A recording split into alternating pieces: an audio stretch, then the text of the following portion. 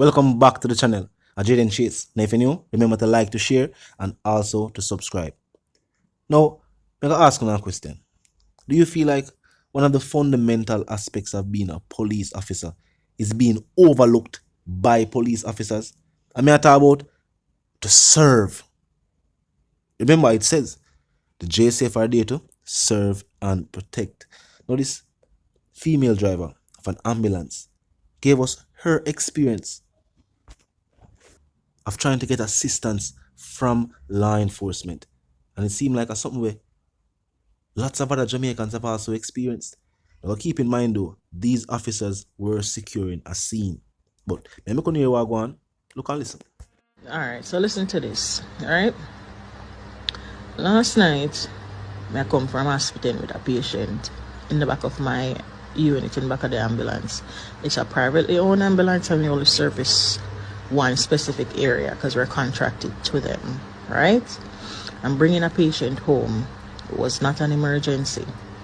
There was an accident on the road out by Rosal, the Rosal Highway. Somewhere out there, so one accident happened on the road. Somebody got hit and they died. Rest in peace to them. This is not about them, right? Condolences to their families.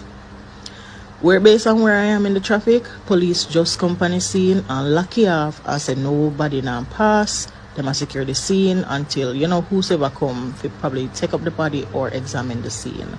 Fine. We don't need to pass. We're not in a hurry. Again, it is not an emergency. So we don't have on no siren, just our emergency lights are on. A man directly behind us, driving a privately owned vehicle, come knock on the window and ask if we can take the person in his car to the hospital because they're actively having a stroke. I say fine. No, we can't because we have a patient here in the back of the unit. So I said, there's nothing that you can do. I said, no, I can't take the patient, but I can go up to the front and ask the police if they can allow us to pass, me and you to pass. Because I will turn on the siren, turn on the emergency lights and allow us to pass because you're having a stroke. I went and I looked at the lady, I examined her, and I just, based on how she looked, she was having a stroke. Her face was drooping. She had numbness in the arm, in one side of her body. She was losing feeling in the arm completely.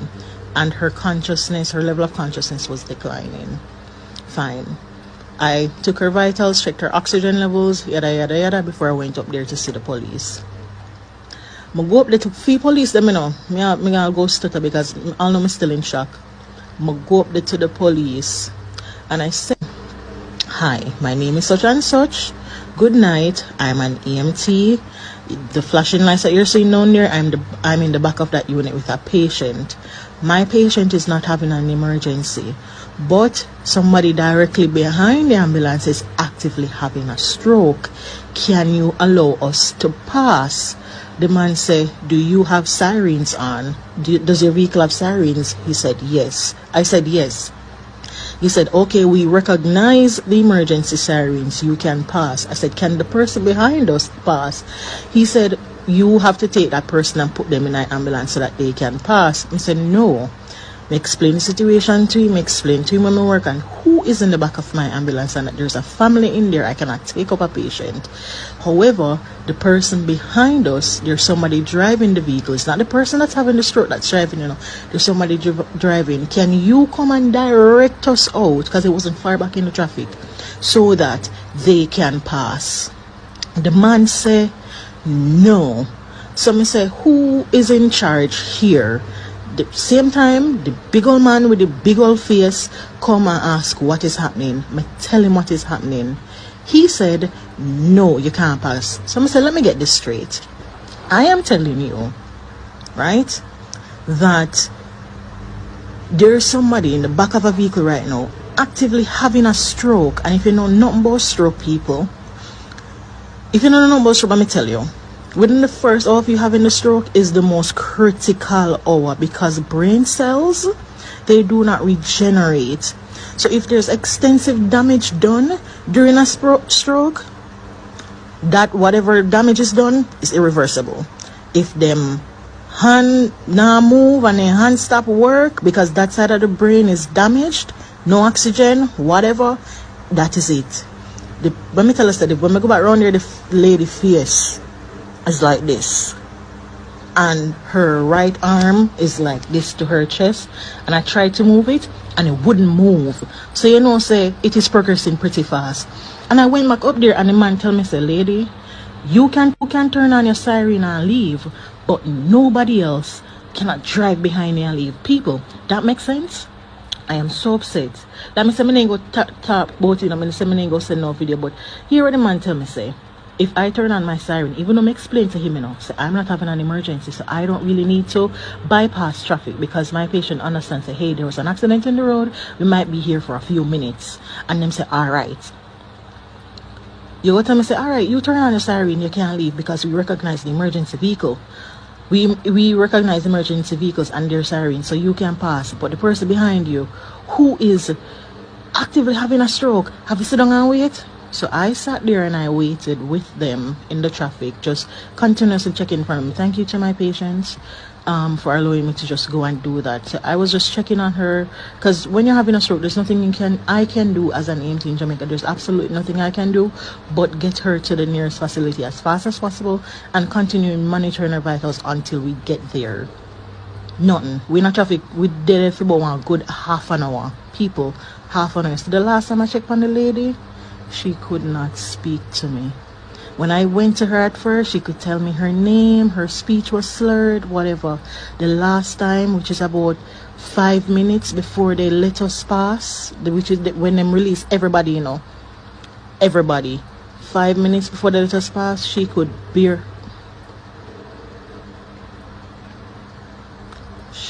barely speak to me. She could barely speak to me.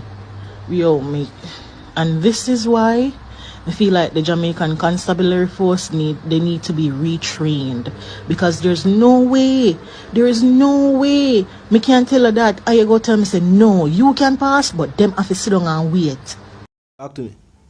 Remember days when people say, when them call and try to get assistance from law enforcement, it's almost like it either take too long or depending upon where you live, they might not show up any at all. Law enforcement did address this issue somewhat, and things have now changed in a sense. But now people are saying, at the type of assistance we are request, and the request what that woman I make, remember, she explained to them, say, other people already occupy the ambulance, and the person we are experiencing stroke in the other vehicle is not the person driving. The person driving just want to get the person out of the vehicle to hospital. And you tell me, say, no compassion. And that's why if I big up the hardworking members of law enforcement, the one them even when them themselves hear that story, they must say, no, them could go help. Big up the one them who we have seen I help people. Members of law enforcement, for most of them, are just there for shoot and arrest. They're also there to serve and protect.